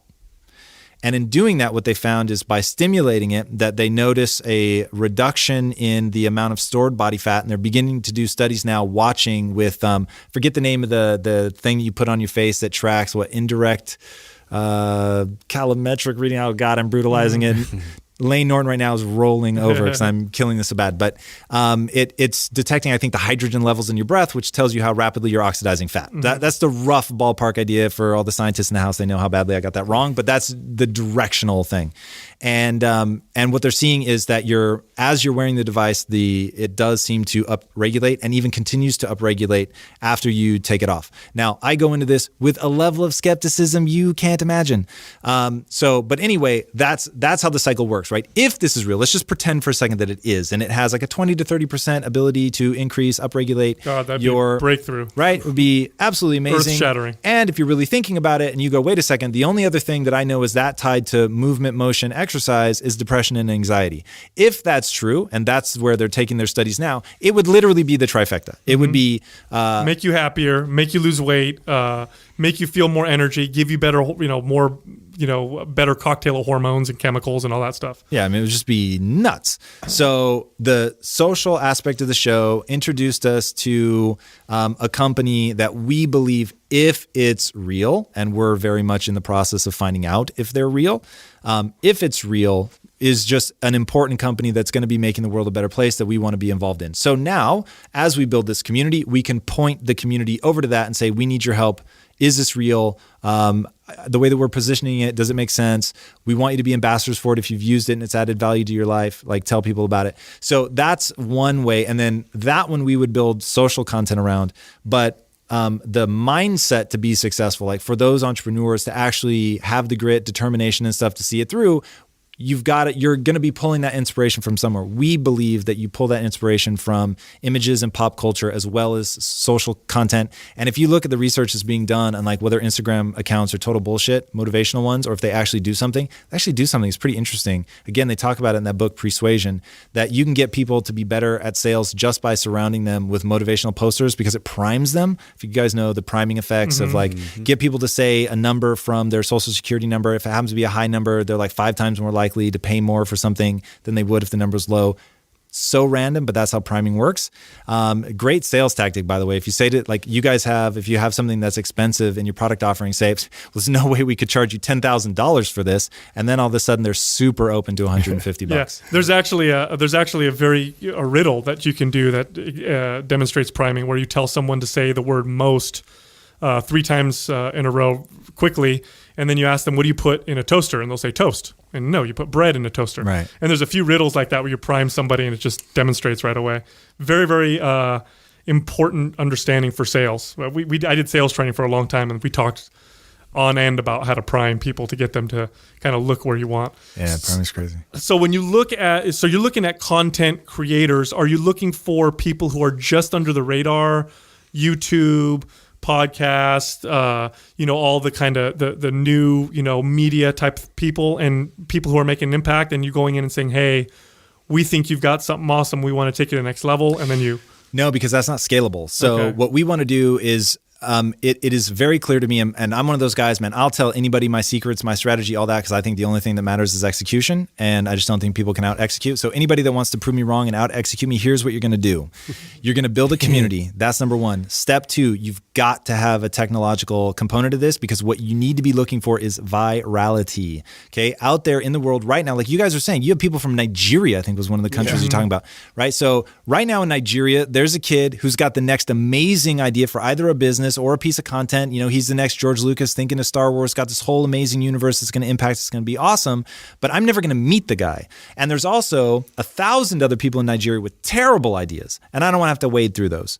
So what you do is you build the community, you put the layer of technology where you're gamifying the community's experience so they are rewarded in a way that's meaningful to them, which can be as simple as a leaderboard, that they've read the most number of scripts, that they've earned the most number of badges. This is how, do you guys play video games? Yes. I'm a total video game freak. And video games, like that industry more than any other industry, and you talked about Twitch earlier, right? Yep. Getting people to watch other people play video games. What? Like that is so crazy. Yeah. But they've done such a good job of gamifying that experience. So by sitting in the stream, I earn like some reward from your stream, which can actually be spent on stuff. So doing that, gamifying that experience, so they're incentivized to do the things I want them to do, right? They're the head, they get to tell me, but I get to point them. So I point them in a direction. They're rewarded for doing that by moving up the leaderboard, getting points, getting swag, getting, whatever trips. Jesus, who knows? Like if they've done enough, I'll send them to the, Tony Robbins summit in his private Fiji island, which is real, by the way. He actually has his own resort. Just if we could all take a second to be impressed by that. All of us are huge Tony Robbins fans. Yeah. So so you do that. That's the technology piece. And then what you look for is virality. So something's going to pop, right? Oh my God, this story from this kid in Nigeria popped. Now, how do I know this is going to work? Because 10 years ago, Zuda Comics tried this. Was the digital offshoot of DC Comics, but they were too early and they were predatory. So they came, I really feel bad for them. So like from a company perspective, they said, oh, it doesn't work. But as the outsider, I'm watching it going, no, you did it too early and you did it wrong. If you change these two subtle things, like this will crush. Why? Because look at Kickstarter. That's how the world works now. Like you put up your idea and you see what idea do people respond to? Oh, they respond to that one? Mm-hmm. Awesome. Let's get behind this one. And now by the time you get behind it, it's already got all this momentum behind it because people are already aware of it. And then you tell the community, guys, because of you, right? Giving them that sense of causality. They're able to actually impact this company. Because of you guys, we're now getting behind this and we're working as a business behind the scenes to build partnerships so that when we get something that pops and goes viral, we take it immediately to the studio that's going to execute on it. And I am a huge believer in comics. One, I think it's just an amazing medium. And then two, it gives you the ability to do grand scale stuff for dirt cheap. You could draw someone in a living room for the same price you can draw an apocalyptic battle, right? So comics is just a great way to rapidly get ideas out into the world. There's 2 comics right now. God, do I want to name them? Probably not. There are 2 comics right now that we're in high level talks with the studios that own them to get the rights. So, and our pitch goes like this: give me non-exclusive merchandising rights and the ability to make, even if you won't let me do canon stories, give me the ability. So think of Star Wars, right? There's canon stories that, like, if someone dies in a canon story, then they're really dead. But if in their fan fiction over here, and even if it sells like 50 million copies and somebody dies, you can still say that that wasn't canon, right? So there's this notion of the universe of. So there's the universe of Star Wars, and not everything is canon. So give me the non-exclusive merchandising rights and the ability to make either canon or non-canon, I don't care which, stories in that universe in comics only. Now what I'm going to do, and watch me, I'm going to revitalize your brand. So we go after ones that we think are intellectually incredibly important to the world that we live in today.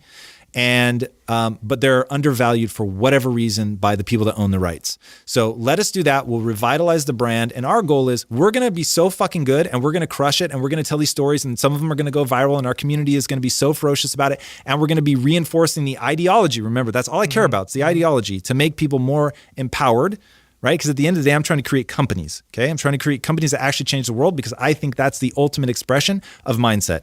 You get to a mindset place and you're now able to build something that affects the world. So secretly, even though people can understand they get it. When I say we're going to be bigger than Disney in the same time frame, they can repeat that. They can latch onto it. But the secret is actually, I'm only doing this to create the next generation of empowered people. I happen to believe empowered people express themselves as entrepreneurs. So even if they're not the owner of the company, they're entrepreneurial minded. They're working in a company that's mission based, blah, blah, blah. So, we're trying to get that ideology across through that entity to reinforce that ideology, to make it echo, as I think of it. You need to reinforce it with merchandising. Now, understanding that from a beautiful place is to see why Disney does what they do. Maybe I'll just give them, they do it from a beautiful place too. Fine, I have no problem with that. But they know their business is merchandising, and that the reason you make the movies is to sell merchandise. 100%. So once you get that, then because here's the thing that is going to make me be successful where other people are not. For 15 years, I went on the sabbatical of learning business, and I've only now come back to my love for narrative, right? So, and in that sabbatical, I learned how narrative actually works to build a business and to become a marketing vehicle. But forget the marketing vehicle. How do you rally people in your own company? How do you get them focused and pointed in the same direction? It's always going to be ideology. It's something to believe in. It's the mission of your company. It's the value system of your company. It's the ability to spread that value system within your company, which is brutally hard, by the way. But those are like understanding that potency and how to do it, and then ultimately how to monetize it. That's the game. And we're just in a new world of of being media companies. How big is your boner over there, dude? Huh? I know he's speaking right to me. Yeah, So, I know he is over there. Yeah. A lot of that is very similar to the way that I think and approach everything too. And like, I would love to.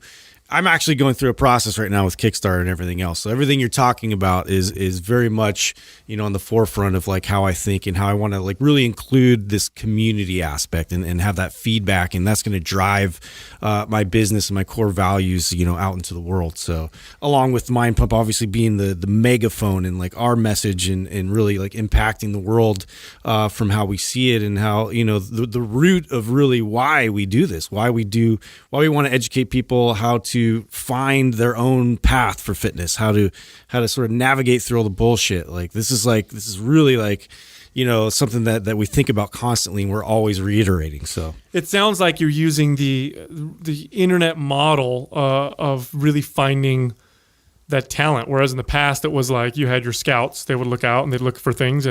But you're using that community model, which of course has the dual benefit of now you've got your driven, people who want to promote it, almost like that garage band, type feel like, oh, I knew, we really want to support this band because we were the first ones to listen to them. And, kind of an older model business, which is really, I guess it is older model. Gosh, it's been around now for a while. American Idol was really good about that. Like they put on a TV show, they showed, the process of this person came from nowhere. They're doing this competition. Now they win. And it was like instant sales because everybody watching felt so connected to that new singer versus just introducing this new performer who you've never heard. And, is the music good or not? I mean, at that point, it kind of doesn't matter. You're behind them. You feel connected to them. And it sounds like you've got kind of some of those components kind of tied into what you're doing. So your role now with Quest is you're now more of a consultant. You're no longer, the working or directly running the company like as you were before. Yeah, the easiest way for me to sum up what I do is I'm the chief evangelist. So I so believe in the company and really think that they're just going to keep crushing it. And I think they will become one of the biggest and most important food companies on the planet. But I don't have any day-to-day involvement with the company. Mm-hmm. My time is totally taken up with impact theory. I agree. I think what Quest has done has been incredible. And I've seen some shifts and changes in the fitness industry over the last, 10 years, but more, even more recent, maybe even the last 5 years that I've seen bigger changes, faster changes than I saw in the previous, 20 and 30. One of the biggest things I've heard from people who are going to these fitness conventions is, they're coming back and they're telling me, man, there's a lot of supplement companies that are now going the natural route, the no artificial sweetener route, whereas 5 years ago, you would go to like the Arnold Classic, the Olympia. You saw none of that. It was all like, the best chemical formulation and the most advanced looking stuff. Now it's kind of like it's merging with that natural and wellness kind of side.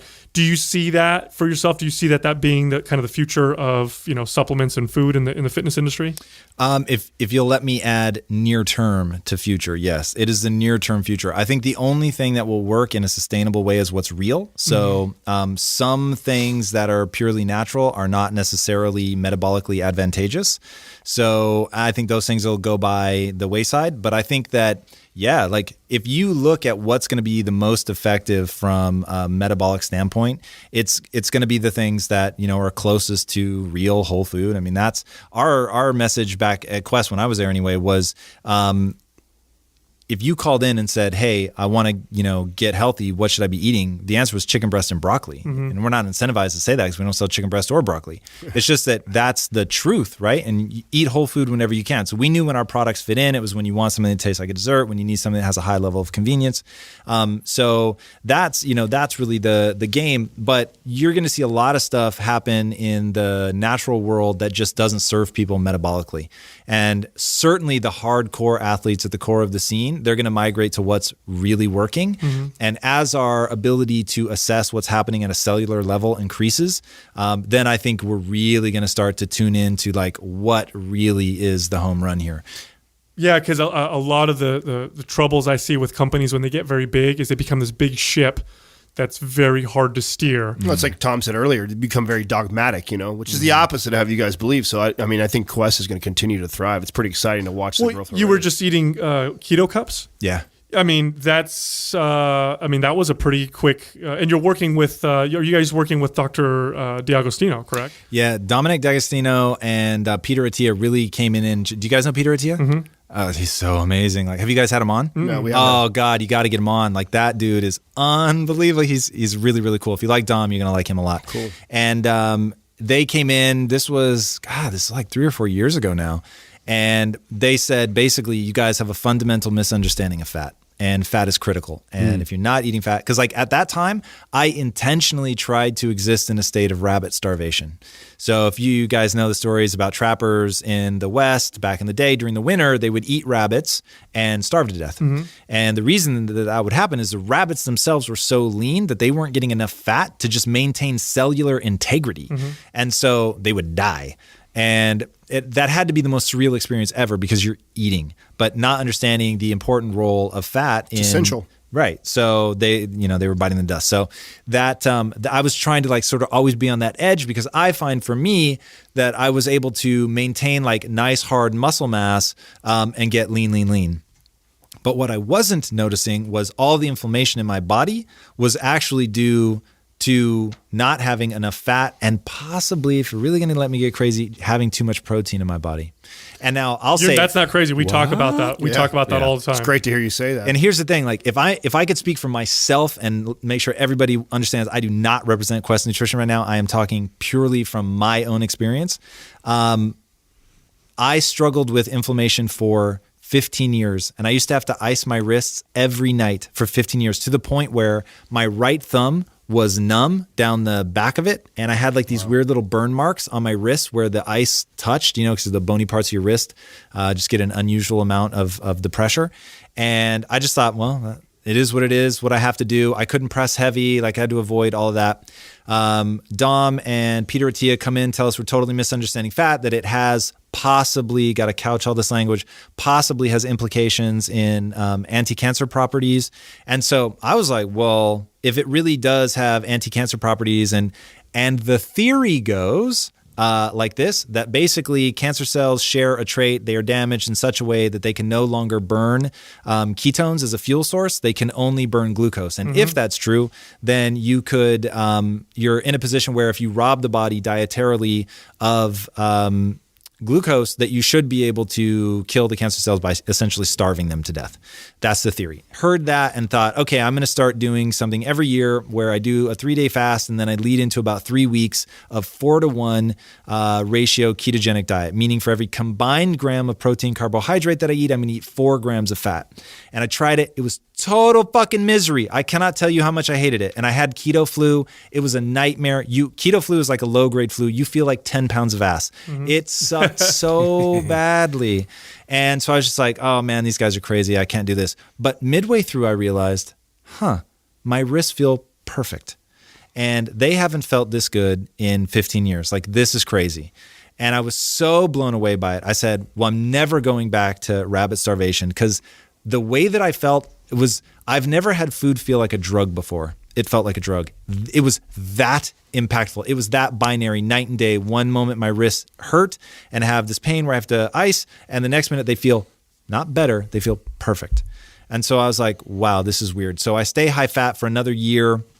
I think this is amazing. Wrist pain is gone, just incredible. And then in that period, I'm actually learning how to do ketogenics right.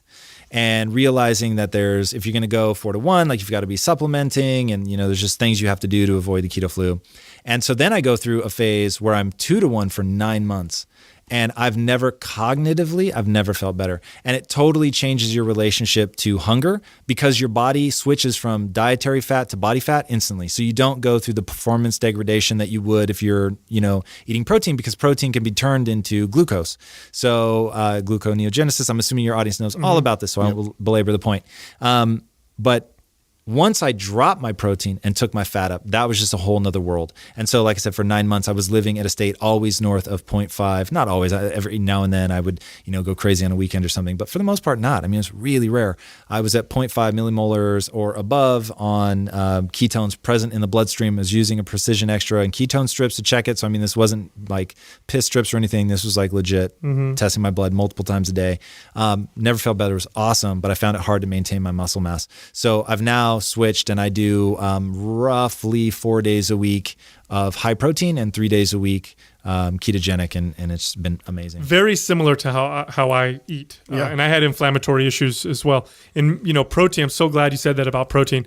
Protein in fitness, because we know it builds muscle directly, right? Oh, amino acids build muscle. Therefore, more protein means more muscle, because that's the rationale that we use. And it's become like this magic macronutrient where you just can't eat too much of it. And I've encountered more than enough clients that I've worked with where protein intake's too high and they just get inflamed and feel shitty, and we bring it down and wow, they feel amazing and they're building more muscle. Oh, we predict a future backlash on that for sure. Oh, you're starting to see a little bit. You're starting to see a little bit of that future backlash when it comes to, too much of protein intake, because there's still people in our industry who advocate ridiculous levels of protein, like 2 grams per pound of body weight. Yeah. And, I've got 150-pound female clients who are like, oh, I'm eating 300 grams of protein a day. And they're wondering why they take a shit once a week, and it's like, well, maybe you should cut your protein intake down a little bit. So you guys are now, or Quest is now having some of these keto type, bars and supplements, and you're starting to see other companies start to kind of copy that a little bit. Was that a hard thing to convince everybody to do? Was like, hey, we're going to go this direction, or was everybody still open-minded like, hey, no. So first of all, Ron, who's really the just nutritional guide of the company, is never dogmatic and awesome. Really like he'll switch on a dime. And because we've all worked with him long enough to really, really have faith in what he's doing and know that he's going to look at the science, right? He's going to look at the data. And if the data's there, he's going to keep doing it. If the data's not there, he's not. Beautiful. And he'll go all in on something. So, he was like, hey, I'm going to be doing a keto experiment. Anybody that wants to join me, join. And then we talk openly. And I was telling everybody like, this sucked. I hated it. But my risk, and so everyone's talking through like, what do we experience? You refine it over time. We've abandoned things that just don't seem true. And then we've doubled down on unpopular things because we're looking at the data and it's just true. So, and that's been, that's something that you can count on. Like, that is the way this guy's mind works. And everyone there has so much faith in him because he's just, you earn credibility and you earn it over time.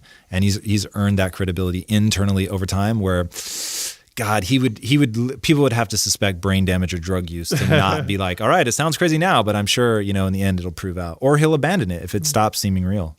Now, to bring things full circle a little bit with you and your own personal fitness, you had commented how you hate working out in the gym still, how you don't like it.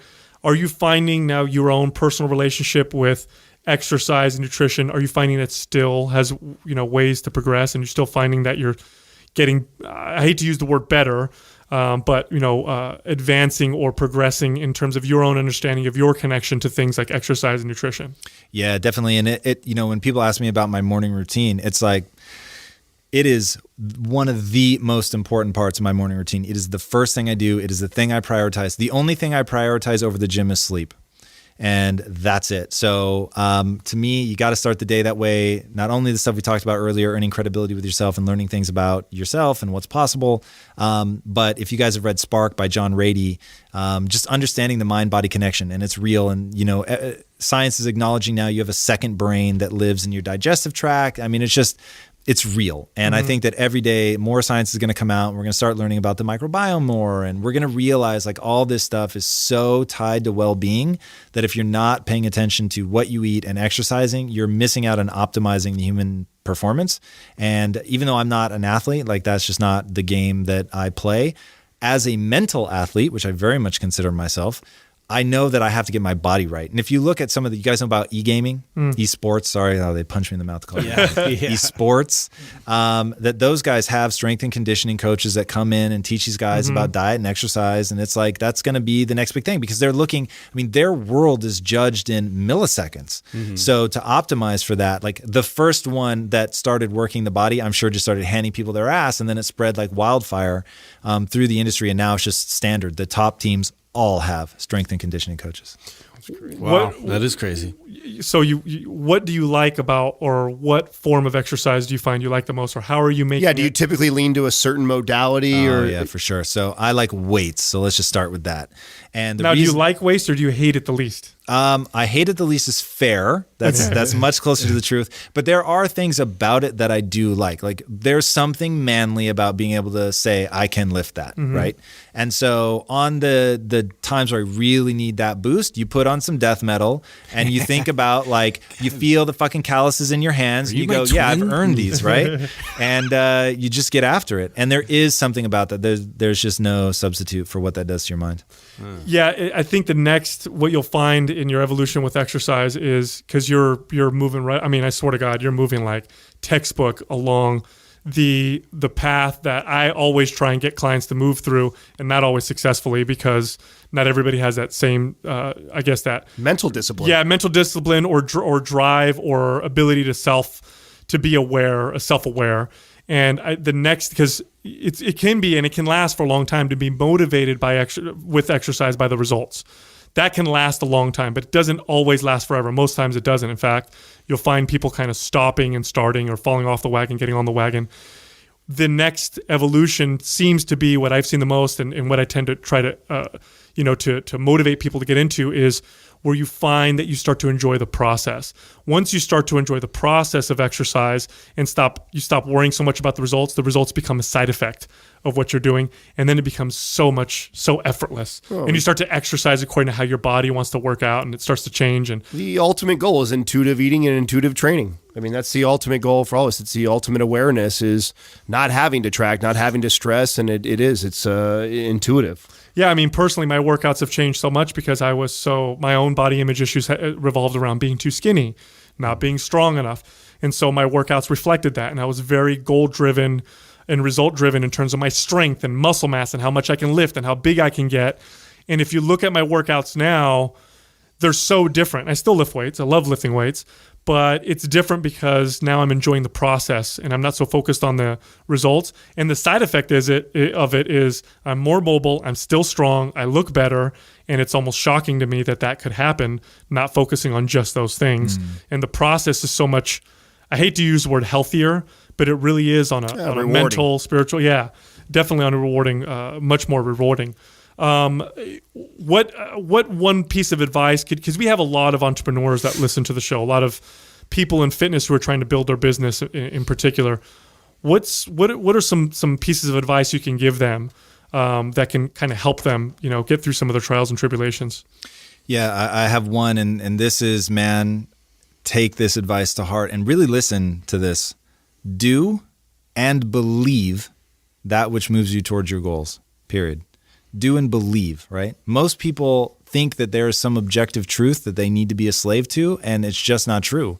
So people, if you have a negative image of yourself and you have that rule in mind, then you need to self-assess and go, does thinking that I'm dumb, ugly, fat, lazy, whatever, does it serve me? If it does, then I'm going to double down on the belief. But if it doesn't, and things that make you a lesser version of yourself almost never serve you, then by definition, you have to abandon that. And so many people spend time obsessing over the things that are bad about them, that are negative about them, that they never stop to think, like, what does that do? Like, if you know that there's a truth to neurons that fire together, wire together, then when you look at your image and you think, oh, you're dumb, you're fat, you're lazy, then literally you begin to associate yourself with those things. And those will hardwire in your brain. And now that becomes true. Now, why did it become true? It became true because you thought it over and over and over. So what happens if you took something else and you said, I'm powerful, I am capable of executing at the highest level, I can take a meeting with any human being on the planet and persuade them to see something my way, that I can assess value, that I can grow and learn and develop. Now you start repeating those things, they will become true. Not because either is empirically true. They become true because you obsessively focus on them. So once you give up focusing on this negative voice, and you start, even though you're going to feel like an asshole in the beginning, you start telling yourself this empowering stuff, all of a sudden you'll be able to do it. And the reason we were as successful at Quest as we were is because Henry Ford is right. Whether you think you can or you think you can't, you're probably right. Exactly. Yeah. Once you understand that, like that it is a self-fulfilling prophecy. Neither one is true. You believe in one, it becomes true. And that's why, to me, the Matrix is the ultimate metaphor. So right now, there's people that are out there that you could do something with your life, but you won't because you listen to the negative voice. And you're just convinced that because something like, let's take abuse. You were abused. And so you think that makes you a lesser person. Because you think it makes you a lesser person, it does. But there are other people out there that overcome the most horrific shit that you can imagine. Read Man's Search for Meaning by Viktor Frankl. Like, if you're ever doing cardio and you're feeling weak, read Man's Search for Meaning, okay? This is a neuroscientist who was in like 4 different concentration camps, ends up finally in Auschwitz. And he said, I'm looking around at everyone here and you can tell when they're gonna die because they give up. And he said, the moment they give up, 3 days later, they're dead. So he said, the reason that people make it or don't make it had nothing to do with like genetics and being strong. It had everything to do with whether they found meaning to live for. And once they had meaning to live for, then they had something that they were going to fight through.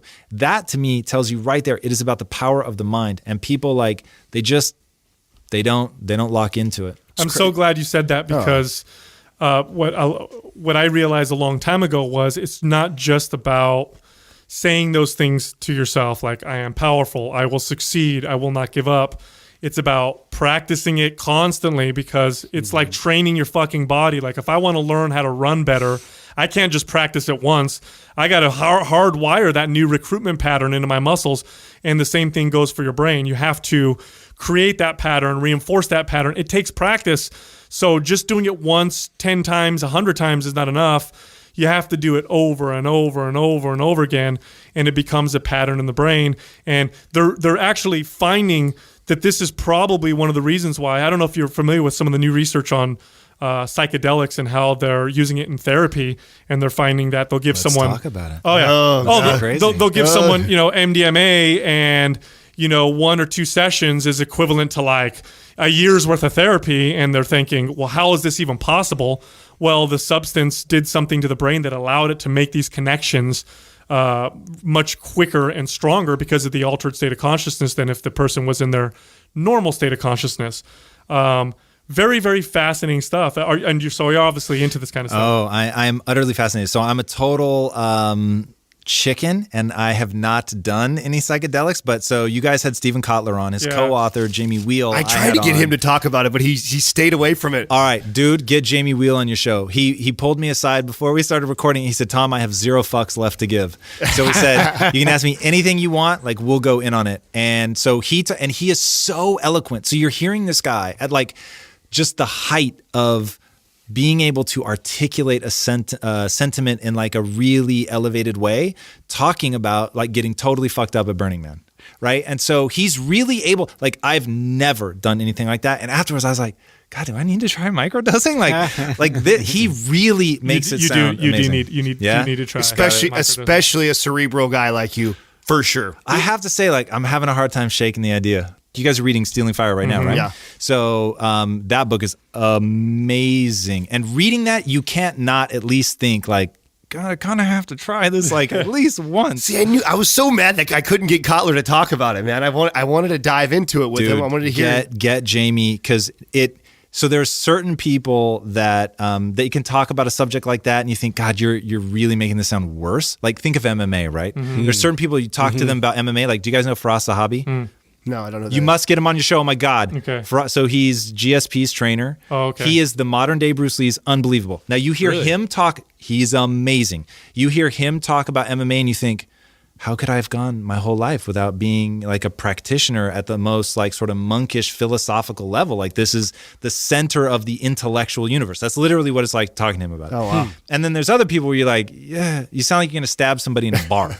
You know what I mean? So it's like totally different end of the spectrum. Jamie is like that with drugs. There are some people that can talk about psychedelics and you want to distance yourself because they sound like a scary hippie who took way too much acid. Mm-hmm. And then there's Jamie who's like, he's very intellectual. He's going to talk to you about breakthroughs. He's going to talk to you about what the studies are showing of helping people get past trauma. He's going to talk about the neurological wiring pattern and why it's important and how there's this thing he calls the cosmological perspective. And he says, for us to understand who we are, we first must understand who the other is. For us to understand like compassion for the other, we have to step beyond us and them to getting to like a nationwide level where now everybody in your in-group you can have empathy for, but then that's still defined by the other nation or whatever. And to really understand that, you need that pale blue dot moment of getting into the cosmos and looking back on the earth and understanding how the things that we're sort of saying are differences between us are really minor. Like when you think that we're on this floating rock in the middle of nowhere, and the perspective that it gives you is what he thinks is going to unify everybody. So he can talk about that, or he can talk about, this is his quote, tripping your balls off in Burning Man. And so, you know, he can talk about it all and really is sort of shamanistic in his way to come back with what you should take away from it and how it can be empowering knowledge and information. And I mean, you reading the books, you understand that it's not just about drugs, right? It's about, there are 3 ways to get into ecstasis, as they call it. The first way is meditative or mystical states. The next one is flow, which you could get into through an extreme sport or something like that. And then the third one is psychedelics. And he says it all comes down to your access to time and your willingness to risk. He said if you have 30 years and you're really risk averse, then you should meditate because you can get to the same place. But it takes that long to get that good at meditating. And so if you need something, if you've just gotten out of the Iraqi war and you don't want to live another day, then you need MDMA and you need it today, right? And they've seen that a single dose of MDMA with a professional that can do the talk therapy through it, that you can have like permanent lasting effects. And that's what's crazy, is that they'll follow up with them 6 months later, a year later, and the breakthrough persists. And so hearing that, man, let me tell you, if I was really struggling with something, I would do it in a heartbeat. And the only reason I don't is, and look, don't become dogmatic, right? So I hear my own voice, but I'm the guy who doesn't do drugs. And because I have that story, like I'm like, God, do I really want to give that story up? But if it's as powerful as people are making it sound, it may be. Well, no, the brain images actually show changes in the brain, but without, you know, and I don't want to sound like a commercial. Psychedelics and these substances. Yeah, I don't want to sound like a commercial for LSD. No. On our fitness and health podcast. Hold on a second. Hey, kids. Psychedelics are here's what they are: very powerful tools. And very powerful tools can be used like anything, abused. For good, for bad. You know, this is why I think the future of psychedelic use is going to be, I think it's going to be legalized, but with licensed therapists and professionals. I don't think if you've never done a drug like that you should go drop acid and you're going to come at it and be like, that was fucking great. I had a great time. A lot of you are going to come at it and be like, that was the most terrifying period of my life, and now I have PTSD as a result of it. That is also a reality. So they're just very, very powerful tools, and I think we should study them and look into them. And I think being dogmatic one way or the other, because there's also the dogma of these drugs will change the world and make everybody peaceful. And if we could just spray MDMA on the whole world, nobody would go to war, and we'd be all. And that's also bullshit. Have you hung out with Aubrey Marcus at all on it? I haven't, but people bring him up to me a lot, so something tells me I need to. Yeah, it'd be worth having him on the show. He's very interesting. Just from the business side, talking about this. I mean, he's done ayahuasca, I think, like 17 times or something like that. Like he calls himself the spiritual warrior, or the spiritual. What is he? The warrior poet. No, warrior poet. Warrior poet. Nice. Yeah. Well, I know you got to go, man. It's been a freaking blast. 100%. 100%. We're going to do this again for sure. We have to do this again. Yeah. Absolutely love having you on here. Listen, if you like Mind Pump, leave us a 5-star rating and review on iTunes. If we like your review and we pick it, you'll get a free Mind Pump t-shirt. Also, check us out on YouTube. We put up a new video every single day, Mind Pump TV. And you can also find us on Instagram at Mind Pump Radio. You can find me at Mind Pump Sal, Adam at Mind Pump Adam, and Justin at Mind Pump Justin. Thank you for listening to Mind Pump. If your goal is to build and shape your body, dramatically improve your health and energy, and maximize your overall performance, check out our discounted RGB Super Bundle at mindpumpmedia.com. The RGB Super Bundle includes MAPS Anabolic, MAPS Performance, and MAPS Aesthetic. 9 months of phased expert exercise programming designed by Sal, Adam, and Justin to systematically transform the way your body looks, feels, and performs. With detailed workout blueprints and over 200 videos, the RGB Super Bundle is like having Sal, Adam, and Justin as your own personal trainers, but at a fraction of the price. The RGB Super Bundle has a full 30-day money-back guarantee, and you can get it now, plus other valuable free resources at mindpumpmedia.com. If you enjoy this show, please share the love by leaving us a 5-star rating and review on iTunes and by introducing Mind Pump to your friends and family. We thank you for your support, and until next time, this is Mind Pump.